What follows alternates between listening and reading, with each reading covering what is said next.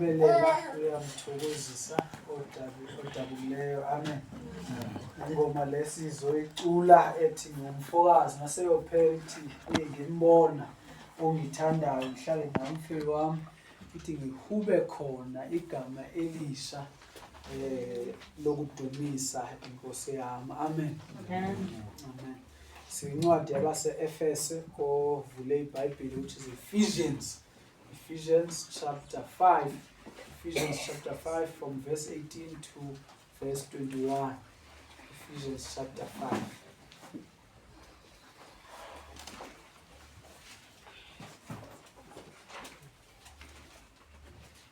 Ngizoyifunda bese siyinkosini ngomkhuleko.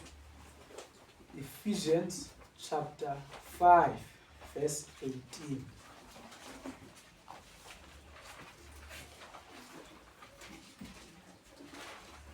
Zongena ngapha futhi.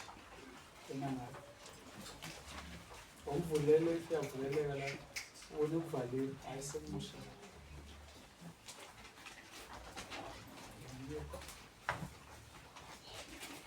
Nosipho are you there? Go to Ephesians chapter 5. Not Bible and Ephesians chapter 5. Ephesians chapter 5.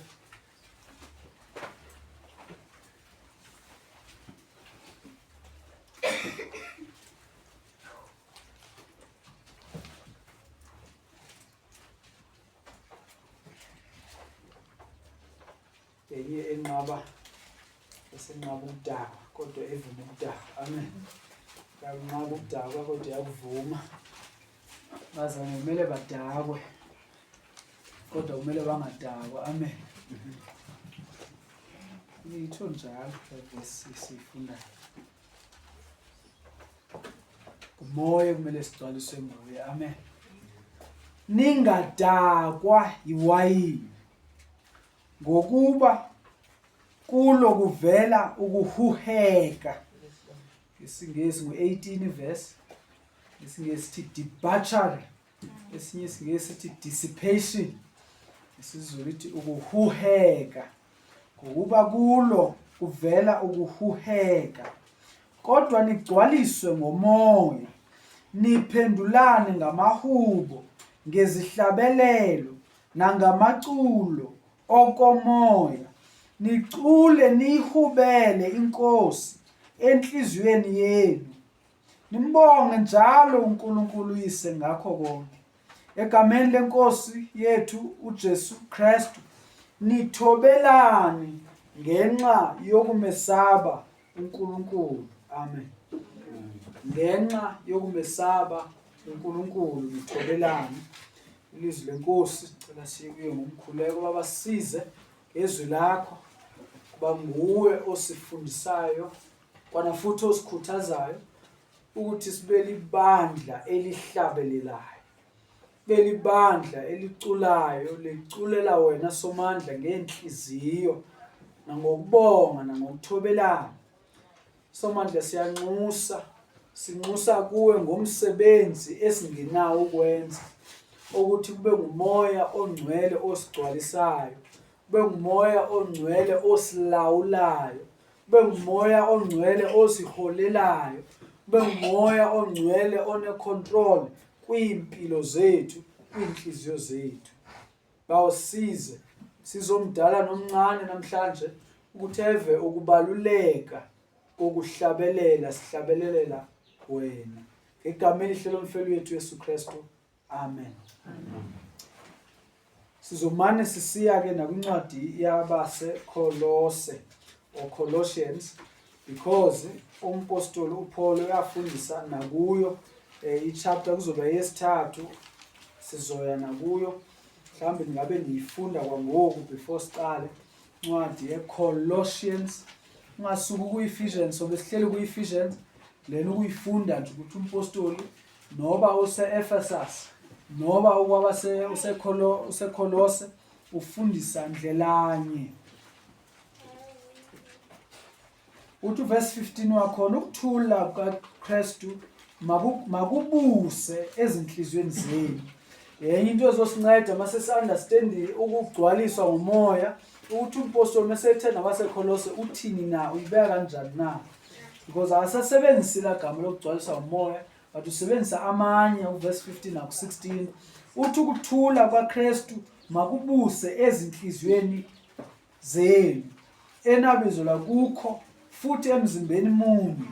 Ibani ngababongayo izwi likaKristu Colossians chapter 3 sesikuverse 16. Izwi likaKristu malihlale kini njalo, nifundisane ngokuhlakanipha konke, niyalane ngamahubo, ngezihlabelelo nangamaculo okomoya. Nimhubele uNkulunkulu ezinhliziyweni zenu ngokubonga. Konke nikwenzayo noba kungezwi noba ngomsebenzi, kwenzeni konke egameni leNkosi uJesu, nimbonge uNkulunkulu uyise ngaye. Amen. Indaba yokuhlabelela kwixesha esikulo bazalwane indaba ephinde ibe ingozi. Amen. Indaba ephinde ibe ingozi. Sibe kumabandla sometimes apho bekufika kushaya yini isigomotha. Yini isigomotha, seyazi isigomotha bazalwane. Senza ndibizi kahle nakhona. Khona umfana lo ingwaleli ko. Yini? Yini? Idon? Lokho ni dance yakhe. Then uyibiza ngaye lo dance. Usigomora bethanda ukubeka ibhotile. Ubani wazosigomotha usigomora? Usigomota. Usigomota. Bekune dance to usigomota. Wamfana bebeka ibhotile lapha. Then ajive fethi ibhotile. Amen. Ayimangazi thoma emabandla bisenziwa lonto. Lokho ni jive ukuthiwa ivocho. Siyazi ivocho bazalwane. Khona abafundisi sebeshaya ivocho. Amen. Sebeshaya ivocho abafundisi ebandleni. Andilula indlela abayikhuthaza ngabazana bathi ukuze sikwazi ukuthola abantu bezesontweni kumele senze into abantu abazithandayo. Ukuze abantu isonto liyababhora mase senze indlela senza ngayo. Liyababhora masihlabela indlela esihlabela ngayo. We need ukuba reach out. If nguBeyonce osedumile kuluntu, then umthatheni uBeyonce ezesontweni ukuze abantu balandele uBeyonce, then sibathole behlele esontweni. If uZahara nguyadumileyo, thathani ingoma zikaZahara nizifake nani esontweni. Abanye bebede bethi sizama ukuzilungisa lezi ngoma, sizithatha let's say even house music ugqom, sithatha ugqom lapho, ugqom uthi siyashisa. Amen. So njalo ingoma ithi siyashisa, thina sishintshe ukushisa lokho sithi siyadumisa. Sishintshe lokho ukuze ulutsha siluthole luze ecaweni. Bazama siyaluza ulutsha masiqhubeka sihlabelele wakazulwa, siqhubeka sihlabelele lunabaratanga, siqhubeka sihlabelele ojoko yahawu ibubhebhe. Abantu abatsha bayithandi lonto. Abantu abatsha bathanda oTaylor Swift, oChris Brown, and kumele sithathe lezi ngoma sizithi kancane ukuzishintsha ukuze lokho zisifanele ukuthi sisesontweni, but ke nathi sigroove. Amen. Nathi sibe ngama distraction boys ebandleni ukuze ulutsha lugcwale ezitulo kumele zigcwele. Amen. Onto bazalwane kwelinye ixesha bekuye kuthathwe even ama-chorus. Ama-chorus told the chorus ayisho lutho, ayinakwa lutho ekusho ngelizwi, but imnandi le chorus. Masihlabelela uve ubone wonke umuntu uyayithanda, wonke umuntu ebandleni uyayithanda.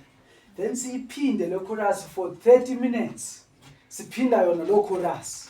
Okokoko siphinda lo chorus. Ewe buya wa. Umoya wami uyavuma. Ewe. Siyazi chorus zami. Siphinde. Bathi balala abantwana abanye baphinde bavume.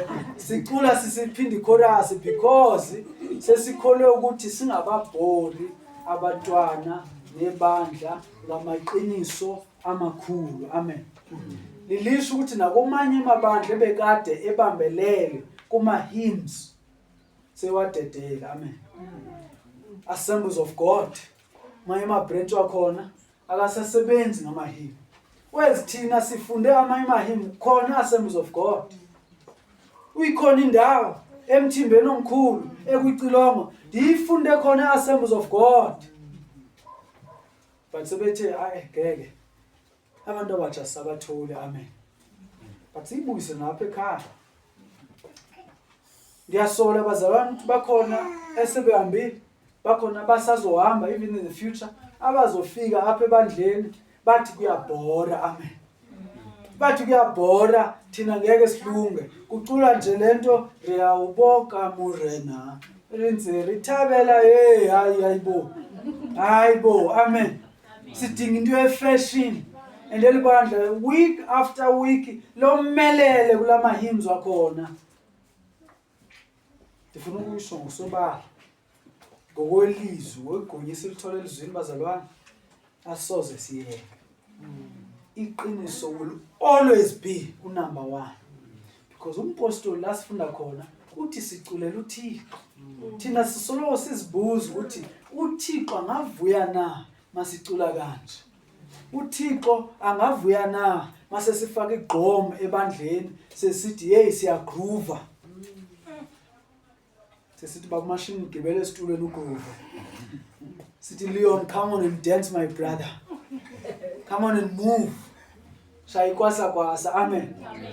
Umpostoli uzolungisa la kwibandla labase-Efeso. Abazalwane ebebesuka bengakholwa kuKristu. Kwinkolo bebesuka kuyo ibiyinkolo yokuthi kumele udakwe, uluze ingqondo yakho, then udumise kakuhle. Inkolo bebethi even etempileni yabo bebethi masebedakiwe kulalwane. Amen. Kulalwane ngento ebizwa ngokuthi ama-orgies, umdlalo ebandleni. Kunkolo bebesuka kuyo abazalwane base-Efeso ezabantu bezizwe. Besuka lapho uthi mose tempeleni kungako even abaseKorinte umpostoli uyakhumbula bakhuza ama-prostitute, bekhuza abazalwane ukuthi why bezihlanganisa ama-prostitute, because bekunenkolo yokuthi even uye ebandleni modumisa uDiana isithixo leso, ewe dakwa lalanani hawu nidumisile inkosi, doma ingqondo yakho uyilalise nivumele inyama isidumisile isithixo. Amen bazalwane. Uyala abantu abanjalo ebebedakwa ebandleni lapho. Ukudakwa was part of worship. Ayethusi besinehabula church. Amen. Besinehabula church. Umfundisi ebambe naye Heineken. Abazana babambe oGordons, oSmirnoff kuzwe ebandleni. Amen. But bazalwane, even more than that, into yakhona lapho ithi dima ingqondo. Don't think too much. Don't be too serious. Be relaxed. Of which noba kabanye basadakwa kumanye amabandla, but kusesisifundiso esifanayo leso. Mawuza kuThixo zidedele. Relax. Ungasebenzisi ingqondo yakho. Lalisa ingqondo. Asibafuna abantu abacinga kakhulu. Ide igxekwe into yokufundisa ebandleni. Kuthiwa sifuni thina into ye-doctrine. I-teaching asizifuni. Thina nje sifuna nje ukuthi sidedele. Let us just be ourselves ebandleni. Amen bazalwane. Of which le ncwadi yase-Efeso then iya-applya nakuthi namhlanje, because amabandla athathe ukuthi mawuzodumisa kude ihlukaniswe kwamanye amabandla. Khona isikhathi se-praise, bekhona isikhathi se-worship. Isikhathi se-praise kuthiwa ungatatalaza wenze noba yintoni oyifunayo. Isikhathi sokudensa kude uzogidwa estage, kudense wenze yonke okupetsuluza kwabantu, even omama abadala. Mase kuziwa ke ngoku isikhathi sekuthiwa siyelezweni bazalwane. Siyodumisa. Then uqala uma sibe serious. Kumele ukhale nenyembezi abanye. Kwesa sikhathi nathi besizidumisa thina. Ngokuthiwa masike sidumisa uThixo ke ngoku. Kwesa sikhathi nathi besidumisa umngani wethu. Kwesikhathi kuthiwa masidumisa umdali wezulu nomhlaba ke ngoku. Isho njalo ngoDisemba isho njalo kubandla bendulo. Qale uhlatshelela ichorus kurelaxiwe nje ngathi ngumngane lokuzwa kuye then uma sekuzwela izinto kuyashintsha. Amen. Bazona iBhayibheli ayisifundisi lokho. Sifundisa konke esikwenzayo sikwenzela uThixo uqobo. Akukho. And number 2 into ezosoyifunda bazalwane soyibona lapho ukuthi masiza ebandleni it's not about us eqaleni. It's not about ukugcwalisa izitulo ukuzodumisa uThixo. It's not about uku-entertainer uzodumisa uThixo. It's not about uku-entertain Sunday school. If Sunday school ayifuna iqiniso, then that's all we have to offer, liqiniso. Ibheke nebayala kuverse 18. Uqala beka isisekelo ukuthi isisekelo kumele abazalwane bagcwaliswe ngomoya. Emva kwabala into ezi4 ezibonakala umuntu ugcwaliswe ngomoya. Zizinto kumabandla ezingafundiswayo ukuthi ukugcwaliswa ngomoya zivela kanje. Nazi impawu zi4 zomuntu ogcwaliswe ngomoya. Oqala uqathi mabagcwaliswe ngomoya verse 18. Wayiqaphela mesithi ningadakwa iwine. Ningafana lenkolo benisuka kuyo eza ecaweni ukuthi izonamba ama senses izogobisa ukucinga ukuthi ingacingi. How can you do that? Thatha isidakwamiswa. Do not be drunk with wine. Imagine into ekumele akayikhuza abazalwane le. Ukwayiqaphela ukuthi mayiqala incwadi ubhala abantu, akabhala abantu bezizwe musi. Akabhala abantu abasestratweni musi. Akabhala abantu abasethaveni musi. Uthi uPaul umpostoli kaKristu uJesu ngokwentando kaNkulunkulu kubo bonke abangcwele kuverse 1 chapter 1 abase-Efesi nakubo abakholwa kuKristu uJesu. Amen. Akabhaleli obhuti abakethaveni, akabhaleli abantu abangakholwayo, ubhalela abazalwane. Kodwa ubhalela nje abazalwane umpostoli uthi bangadakwa iwayini. Bekungamele ukuthi besiyala nokuyiyala ebandleni. Bekumele obvious ukuthi mawuza kuThixo yiza ngengqondo eclear because ohlangana noThixo apha. Amen. Do not be drunk with wine. And wese bese babekela isisekelo sevangeli ku chapter 1 no chapter 2 no chapter 3 walencwadi ukuthi siniswe ngomusa. Uthethe the same people. Ku chapter 1 uthe nazi izipho zikamoyeni izinikiweyo, the same people. Ku chapter 3 uthi nanku ummangaliso ovelileyo ukuthi even abezizwe balandiwe basondezwa nabo. But abezizwe belandiwe nje ku chapter 3 kunemikhuba abalingeka kuyo abeza nayo. Therefore umpostoli akathi hayi kumele siba understand bebekade bona bekhonza kanje ngokuthi badakwe ebandleni, masibe ne session ethile yokudakwa ebandleni. Do not be drunk with wine. Ibandla likaThixo ala-accommodate imikhuba abantu abeze nayo besuka ngaphandle. Ala-accommodate ubuzwe abantu abasinswe benabo bese besinswe benawo instead of ukuthi shiya ilizwe yekuba ngumhlobo elizwe kuba uThixo uzoba sisitha sakho. Ibandla likaThixo kumele lithi shiya ilizwe, hlukana nelizwe. Ibandla likaThixo kumelanga ukuthi lithatha ilizwe lizolifaka ecaweni. Edetsho omfana ekuthiwa nguSiphamandla waseKZN tavern ethi uyoshumela etavern umfana bese yagroove yadansa phayisha etavern umvangeli lo uthi kwenye video ekhona uthi ninganishuti hey ngiyaziwe esontweni. Amen. Ninganishuti ikhona video mhlawumbe ikhona ku YouTube uyazi nolithi ninganishuti ngiyaziwe esontweni umvangeli omkhulu besebenza noNJ Store. Why? Bese kuzama ukuhlanganyiswa ilizwi nebandla lihlanganiswa lelizwe. So yagroove mvangeli. Amen. Wena bekumele uyamemeza ukuthi laba bantu baphenduka. Uyamemeza ninganishuti ngiyaziwe esontweni. Yade bayenze ihouse song ngayo lo mfana lo. Benza ingoma yehouse. Ngomvangeli ingoma ethu unganishuti ngiyaziwe esontweni.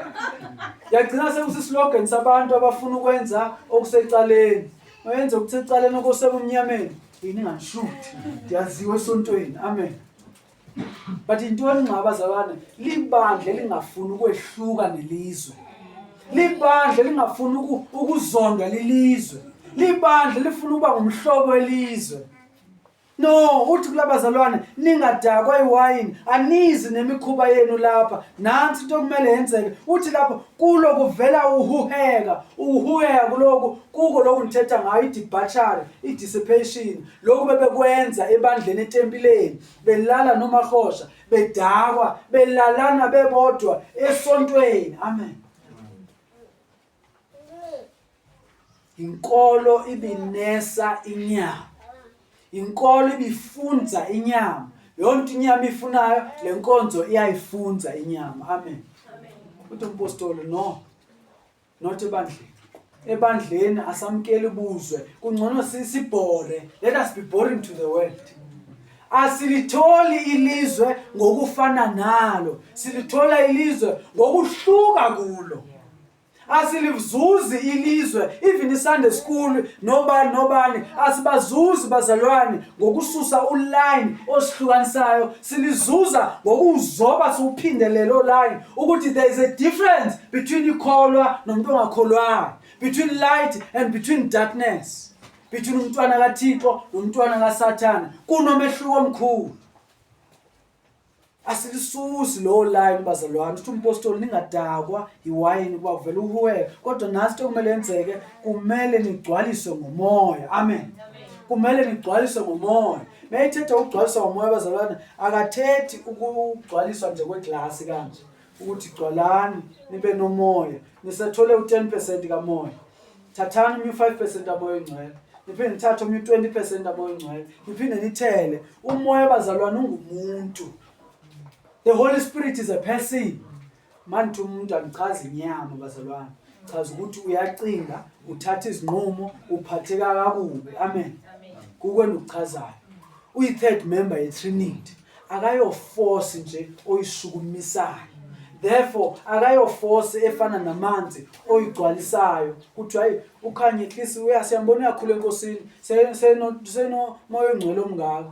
Kumele athole umoya ongcwele futhi okhulayo. Amen. Ayichazi lokho nxa uthi kuthethwa ngumuntu lapha. Ichaza ntoni? Ichaza ukubuswa ngumoya ongcwele. Ichaza ukukontrolwa ngumoya ongcwele. Ichaza ukulawulwa ngumoya ongcwele. Ichaza ukuholelwa ngumoya ongcwele. Ukuholela ngani? Ngezwi lakhe. Ibheke incwadi yabaseKolose bazalwane. Umpostoli mayethetha indaba okuhlabelela ukuthi mayibeka le ndaba ngamanye amazwi uthi kuverse 15 abaseKolose chapter 3 ukuthula kwaKristu makubuse. Let the peace of Christ rule in your hearts. Colossians chapter 3 from verse 15.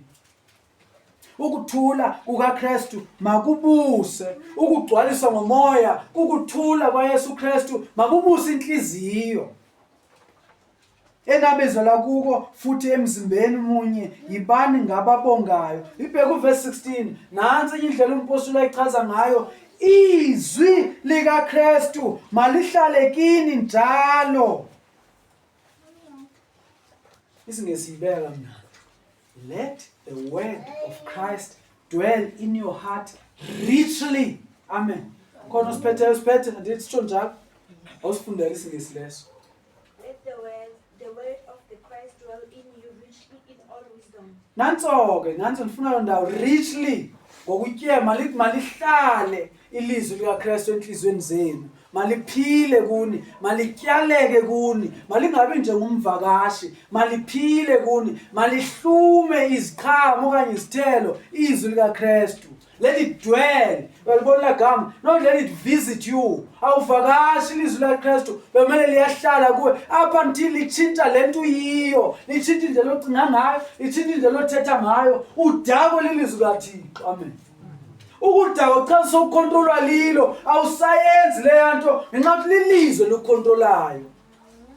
Umuntu odakiweyo ukumbona bazalwane, omnye angakuphisa nendlu yakhe yonke.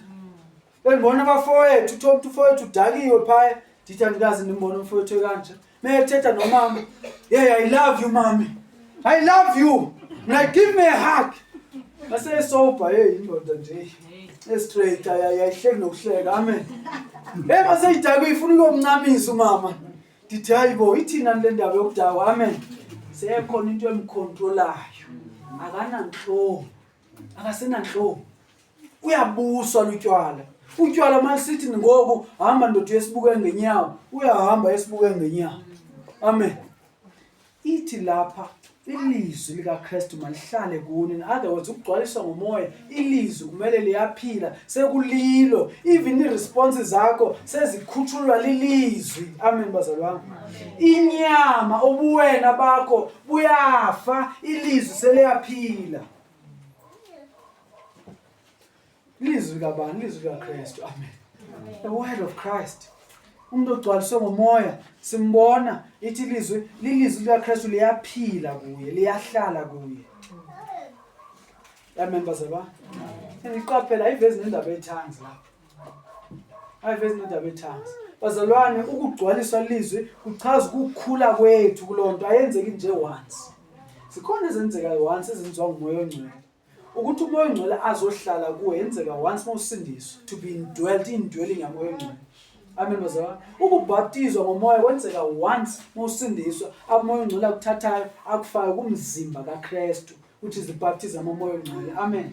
Kwenzeka once. But kukhona lokho okwenzekayo kuqhubeka, kungakho iyalela ibandla likanje ukuthi gcwalisekani ngomoya. Amen.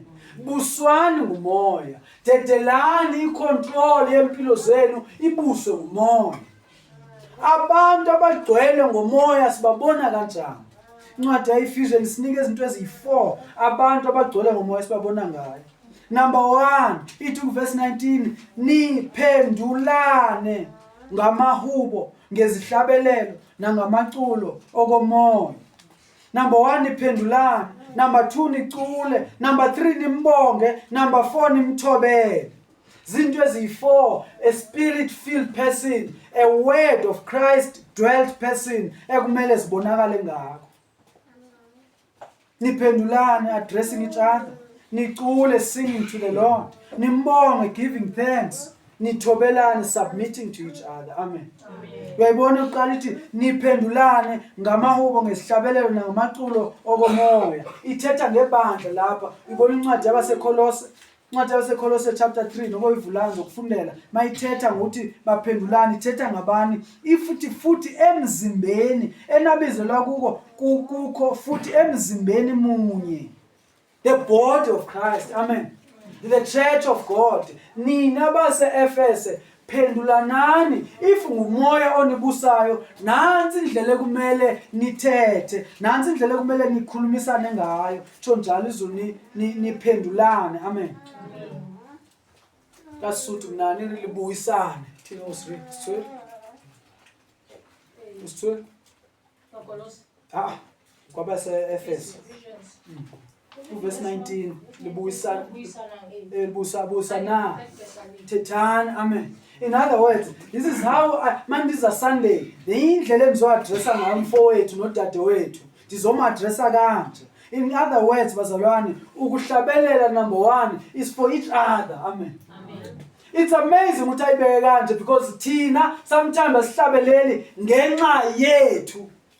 Uthi yena masiphendulane kanje, sometimes thina asihlabeleli ngenxa ukuthi ukhathazeke umuntu ongase right nomuntu ongase left kwakho. Voice yami njani? Ngingaliphakamise kakhulu elizwi. Ngoba ndiyayithanda le ngoma kodwa ngingaliphakamise kakhulu ebazothini. Omnye uyahamisha. Benibheka ngoku abanye bayebhekile nje phepha akuhlatshelelwa nje umbuzo ubuzokwenzani kanti?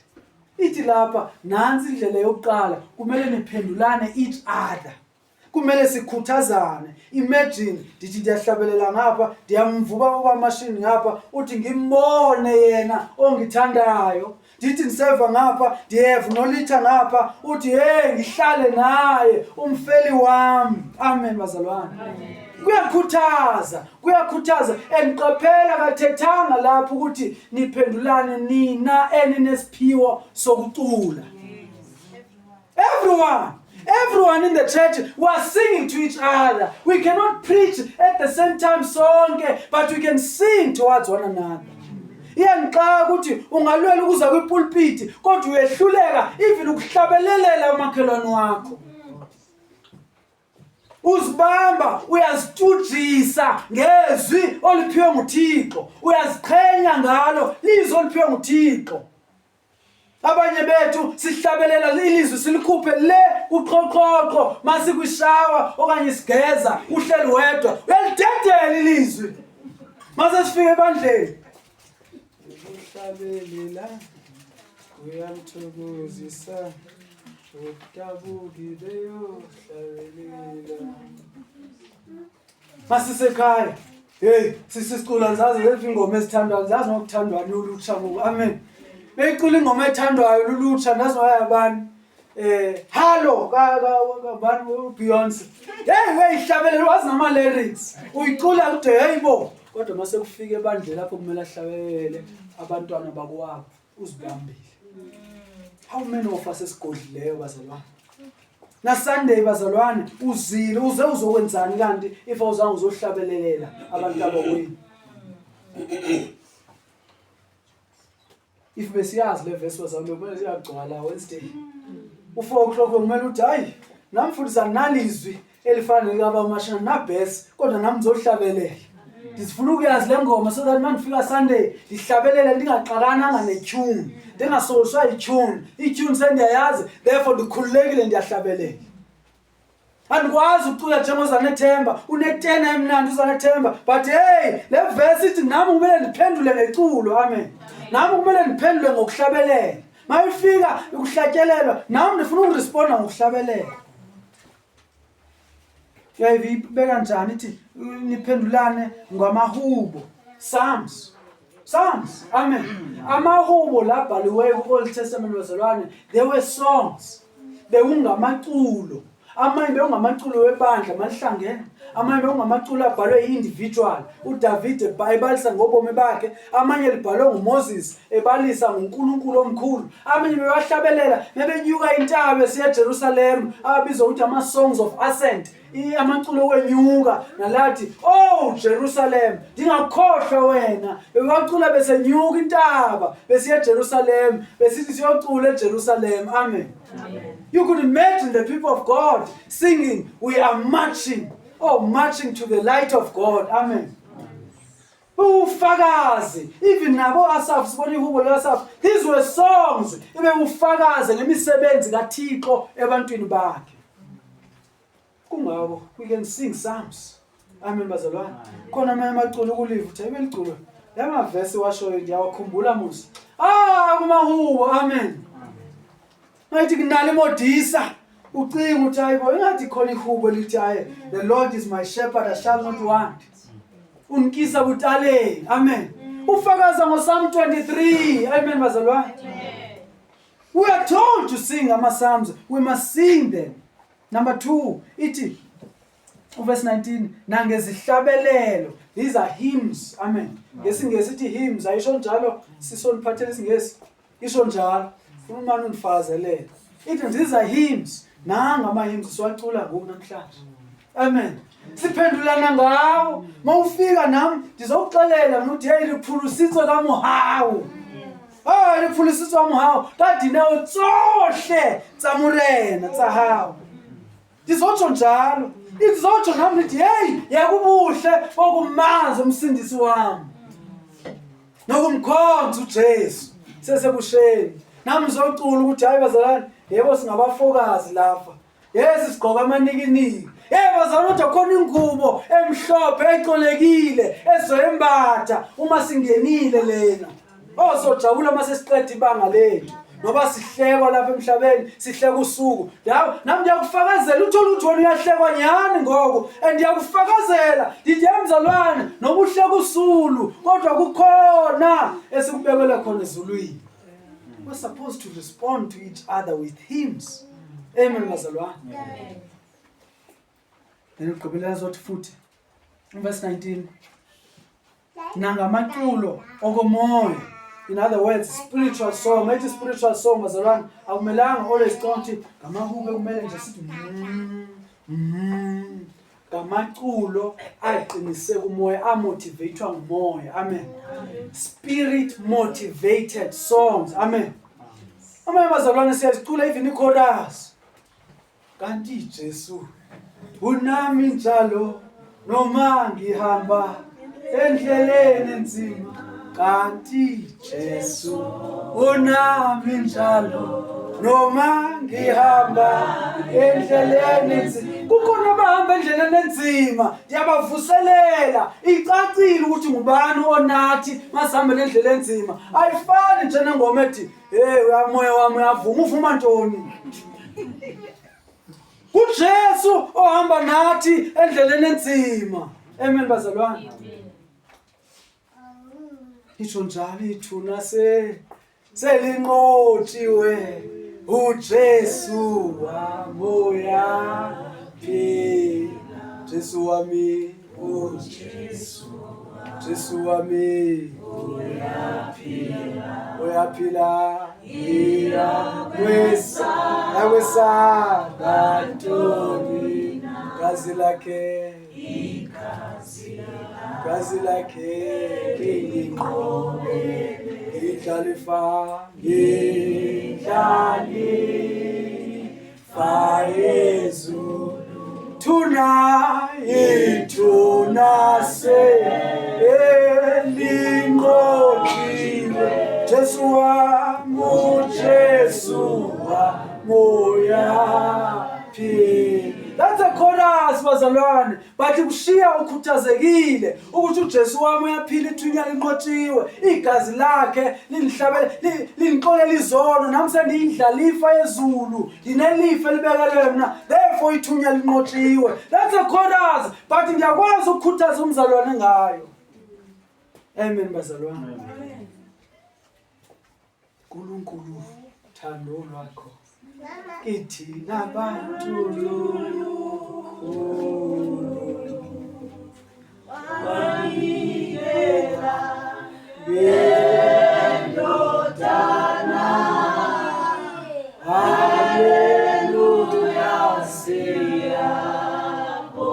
sikhuthazana sisodwa singabazalwane. Even when siyicula, I think ithanda uma sesisi, but thina siyicula ngoba sikhuthazana ngayo sithi buwa lintswi speak to us word of God. Harirapele itsho njalo ithi chorus itsama harirapele modimo walisheba aritsama harirapele modimo walisheba modimo walisheba. Imagine lonely awaza kunamuntu left and right abakucingayo and uyafika umhlabelelo uthi hayi habitsamaya ngirapela modimo wansheba wabona wanhupula modimo watsiba utsiba seli sihlokana. Amen. These are meant ukusikhuthaza thina abazalwane, ukuqinisana thina. Uyafika wena udakumbile inhliziyo yakho iphansi, uyafika ecaweni ukhona othi hayi man Jerusalem entsha ndiyayikhumbula imizamo yethu yofeza masifika khona.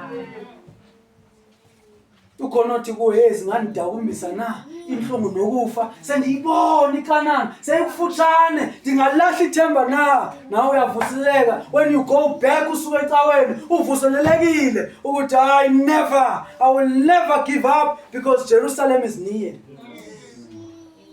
One by one lamaculo kumele ukuthi asiqinise. Abazalwane siyakudinga uqiniswa, siyakudinga ukududuzwa, siyakudinga ukukhuthazwa, siyakudinga ukuyalwa, siyakudinga ukusolwa. Thola icolo liyakusola because uyalicula uthi busa Nkosi yami,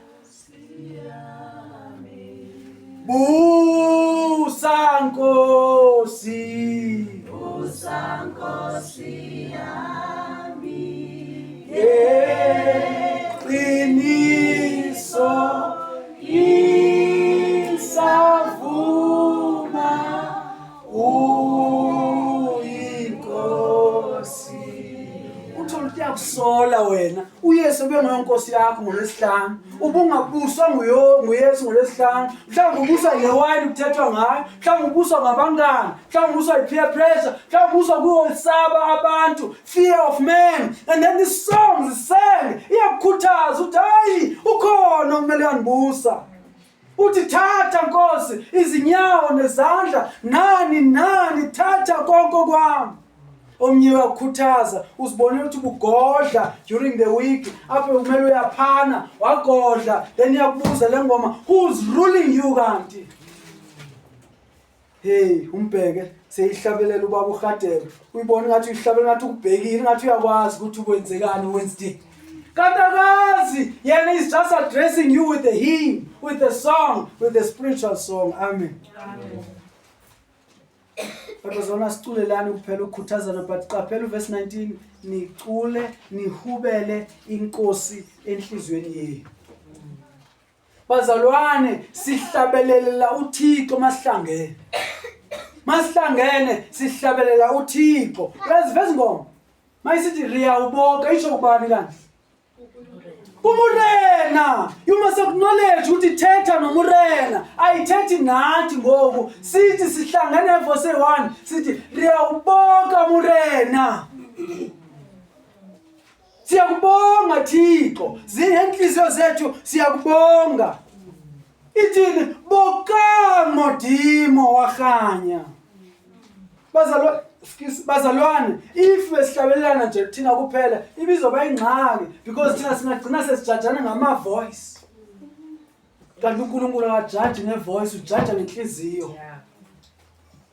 Ubhuti, usisi, utata, umakhulu one-voice esiyibona thina ukuthi uyabheda uyothola ukuthi uNkulunkulu yena yamkelayo. Why? Because uverse 19 uthi enhliziyweni yenu. You can have a lip service uhlabelele kamnandi sithi hey lo bhuti unezwe limnandi but inhliziyo is far from God. Matthew chapter 15 usho njalo they worship me with their lips imilebe yabo yomlomo ikufutshane nami kodwa inhliziyo zabo zikude nami. The lips are in orange farm close but the heart is in Dubai, is in Brazil ayikho kwalapha. Amen. Tina sibona ilizwi and then we say this was a worship service. This person was a worshipper. Kunabantu esibabiza ama-worshipper but aba-worshipi ngenhliziyo sibajaja ngomlomo. Lo muntu uphila kanjani during the week kodwa ivoice isekhona yakhe. No bazalwane ithi iBhayibheli anihubele inkosi enhlizweni zenu. The only question kumele siyibuze injani inhliziyo yakho? Ingabe yamvuma ukhulu bakhe? Ingabe yamvuma uncinane bakho? Ingabe yavuma ukuthi wena uswele yena unakho konke? Ingabe yamvuma usa wakhe? Uyayivela ngoma mayisitsho ithi hey kamihla urithwarela dibitse sabalwini hawuphethi uhawela bathu basitilweni. Ngemihla yonke usixolela izono ezingena kubalwa awuyeki wena ukusipha umusa. Ngabe inhliziyo yakho iyafika mayibona ukuthi andimphile la uThixo. Ndonile phambi kwaThixo uzohlabelela. Then ube inhliziyo yokusola, a confession. Amen. Ngiyakhuluma sithetha umthandazo to stay acts, adoration, confession, thanksgiving and supplication. Confession nansi kule ngoma. Masithi kamihla urithwarela dibitse sabalweni. Kumuntu ovumayo ukuthi thina sonile nongcwele. Amen. Siculela uThixo bazalwane. Umbuzo nawo masidlula kule verse. Endlela ucula ngayo. If uThixo uqobe phambi kwakho uJesu uzocula kanjani? Uzocula ngoziqhenya. Njalo ingoma ithi ngingabi ngiziqhenya la angithi ngingofile nya lenkambo yami ikhombeke kuyena owangifela. Amen. Amen. Ngoma ethi ngihlanze emoyeni. Khona ufuna ukuhlanza emoyeni uthi manje bengofileyo la. Angabikho ukuziqhenya. There's no room for pride. We are singing to God. There's no room for shame. We are singing to God. There's no room for fear. We are singing to God. There's no room for ukuzidoubt. We are singing to God. Uliphiwe ngani ndelizwe usiqhenya ngalo uThixo. Muzitujisa ngalo ilizwi uthi uThixo hey nonikhethile wandiphilizwe elibi kanje ukuthini Thixo kanti unguThixo njani ngaze uniphilizwe elibi kanje futhi ngeke ndikuhlabelele ngalo mina lelizwi until uniphele ilizwi elifana nelikabani ba ngeke mina ndikuhlabelele amen khona umfana lecaweni evala ufana omncane omlungu uthi umve yedwa sometimes umve iqhubeka yedwa umfana amen uyamazi nolithi umve yedwa uthi wow look at this boy wonderful ucula ngathi umendo uThixo uqobo amen ingathi nje ndisiculela uThixo don't care ukuthi abantu bathini. So in one sense we should care ukuthi siyaculelana but in one sense we should not care ndiculela uThomandla mina uyamkela indumso yami kube inhliziyo yami ithembe kuJesu amen bazalwane. Number 3 ithi nimbonge njalo verse 20 nimbonge njalo uNkulunkulu uyise ngakho konke zimbini into azishoyo pha nimbonge njalo nimbonge konke always in all things. Sayibona bazalwane into sometimes esingayiqondi ukuthi umyalelo sokunikwayo ezabantu abagcwaliswe ngomoya nansi into kumele sibonakala ngayo ukubonga njalo kwizimo zonke. Now 1 Thessalonians chapter 5 itsho njalo be thankful in all circumstances. Ngaba sinjalo thina bazalwane? Do you respond ngokubonga kwimeko? Uresponda ngokukhala, uresponda ngokugxeka, uresponda ngokufuna ukuncama? Do you respond ever uthi siyakubonga Thixo? Isininzi sethu sithi siyambona, emawubona isandla sika Thixo isininzi sethu usibona amantomazi ahambe kakuhle ngendlela ubungazilindelanga. Ayithola ngiyayilindelanga lento. uThixo uthembakele. Utho njalo. uThixo ulungile. God is good, uthembakele. uThixo mase ukuhlaba ngokugula akasekho uThixo ngiyabonga unenjongo lokwenza impilo nami. uThixo mase ethatha umntwana wakho awuthi Thixo ngiyakubonga unenjongo lokwenza impilo yami. Sisibona isandla sakhe kokuhle kokubi akusosandla sika Thixo kanti konke kubuswa kuphethwe nguye uThixo kubuswa nguye uThixo. The only reason angathi simbonge uyise uNkulunkulu is because ubusa konke. Therefore singambonga konke. Asikho isimo apho uThixo azubelele. Isincwadi yamaHubo chapter 121 akalali akozeli usimakade ogada uIsrael. Therefore ngizowaphamisela amantabeni amehlo ami apho uncedo lwami luvela khona. Amen. Yazi kumnandi mhlawumbe into obongayo. Yazi even nawe ungumzali uyamthanda umntwana obongayo. Awumthanda umntwana othi umnika sakho. Unika lento kuphela. 10 rand kuphela ngizoyikhera ngoku. Hayi ngiyasolela nje amukelikhaya mina azihambela esikolweni. Mama ngifuna isihlangu. Ngifuna isihlangu nginika isihlangu. Akekho umzali uyamkelayo lo nto. Bese sifundiswe emakhaya ukuthi mophiwa into yithi. Okanye uduty uphaphathe okoko sikhula sikhule singaze uthatha into ngesandla esiyi1 kumuntu omdala. Number 2 kumele ubonge unikwe kumele ubonge. Amen. Yamangaza ukuthi thina siyayifuna lonto kubantwana bethu kodwa mase kuza kuThixo sibabantu abangabongi uyathatha udlule uthatha ibreath leyo iphefumula namhlanje uzambele njengomntwana othathayo azambele. Uthatha ukusebenzisa izandla, amehlo, indlebe, umlomo, uyability ozinikwe nguThixo futhi ungambongi ngazo. Uthatha insindiso zifu uthatha nje into kanje kuThixo. Dinike lo Yesu. Nguye kuphela onika yena. Awuyasokolisa uzambele. This is us masiphila nje ngabantu abangabongiyo. Andisho ngosobala. You have no reason ukuthi ungabongi. Awukazi ube nesizathu nesinye ukuthi ungambonga uThixo. Kuba ukhona enye moment empilweni yakho uThixo bengayiphathanga. Amen bazalwane. Uthi nibonge ani egameni lenkosi yethu uJesu Kristu. In other words, ngenxa yomsebenzi kaJesu oyosicasile, ngenxa yomsebenzi kaJesu siphambanweni, ngenxa ubuntu bakhe uJesu, the work and the person of Christ, ngenxa yoko konke lokunye sibonga ngabo. Amen. sibonga sithembe kuko even ukuhlabelela lokho sihlabelele egameni lakho Jesu ukukhuleka sikwenza ngenxa sithembe kuJesu. In other words bazalwane, even ukubonga lokho sibonga kuye uNkulunkulu egameni lenkosi uJesu, egameni lomsebenzi wenkosi uJesu. Amen.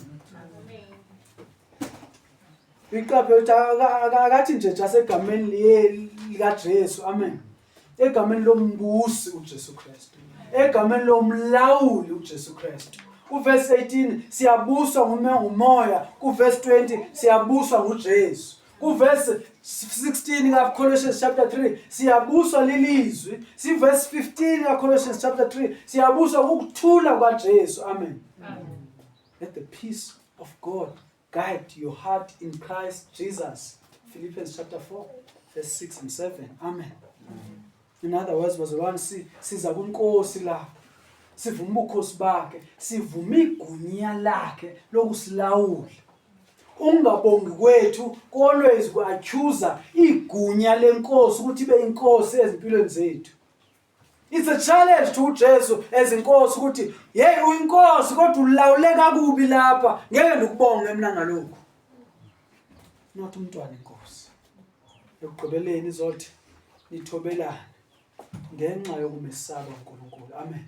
Nathi nithobelane usazobabanzi ngayo, usazoyinabisa athi kuthobelane unkosikazi athobela indoda, athi abantwana bathobela abazali, athi umqashwa umuntu oqashweyo athobele umphathi, athi umphathi athobele uNkulunkulu. Bese even now chapter 6 bese inabisi indaba yokuthobelana, but at least in this context ichaza ukuthi bazalwane siyathobelana ngokukwehluka kwethu. Amen. Ngamanye amazwi if besithetha ngale ndaba yokuhlabelela, noma sicula ingoma ongayithandiyo, iqiniso laNkulunkulu akuthobela abanye abazalwane. Amen bazalwane. Noma kunengoma noyithanda kakhulu ndasikayifaki, lezi sifakiwa ukuthi usihlabelele ngokuthobela abanye abazalwane. Amen. Ungabi njengomntwana omncinci othi kandisazucula ke mina. Wednesday benithi ndiyayifaka ingoma bayala andiculi kwami nake ngecawa ngizithulele. Silindele umntwana mosilonto, umntwana omncinci odubayo yangalanga wangala kodwa hayi never kapina, never bahane kapina yeo ngisuggest. Amen. Kumele sikwazi ukuthobelana bazalwane, umazi ukuthobelana. Number 2, ukuthobelaneni kumele sikwazi ukuthobelana ukuthi sometimes ngaqalwa ndim, sometimes yaqala ngizanethemba, sometimes yaqala ngoba mashini. Akumelanga ukuthi sekukhona ukulwa phakathi kwethu nxa ukuthi hayi wamhlawulele uthanda wawuthatha usire. Awuthatha. Ukuthi usoyiqalile ingoma omnye ayithathe akusize, akumelanga uyakwata, kumele uyathobelana. Kumele uthi hawu siyabonga uyayivumisa futhi okukhulu. Abanye bethu meyiqala ugcina sokuthula. Hayi masosayithatha. Masosayithatha. Senze ukucula kwezayo ke mina. Yazi le ngoma practice kanjani ukuyiqala awuyithatha. No, uthi verse 21 nithobelana ngokumesaba uNkulunkulu. Amen. Okunye futhi ukuthobelana bazalwane noba sometimes iqalwa ndim and analizwe elitheni mina. Nelizwi nje elingazibhedela kwendlebe zabantu elivuyisa indlebe kaThixo. Amen. Amen. Ndivumisele ngicula iqiniso musi. Ukuthobelana ndivumisele yekukuhuqa inyawo uthi yo noba uyayivuthia ngaphi ingoma vumisa sicula. Amen. This is not a choir, this is not a you've got talent lapha.